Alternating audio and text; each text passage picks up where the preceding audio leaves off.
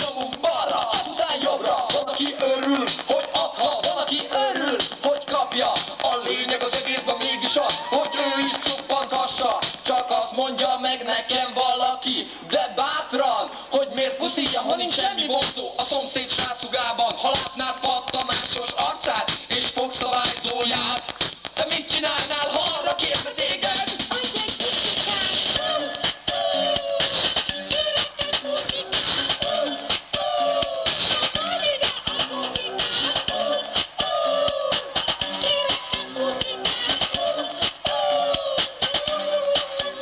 Minden csendes, leszállt az ég, én nem maradok otthon én sem. Miért? Mert rajtam a ruha. Nagyon szépen köszönjük!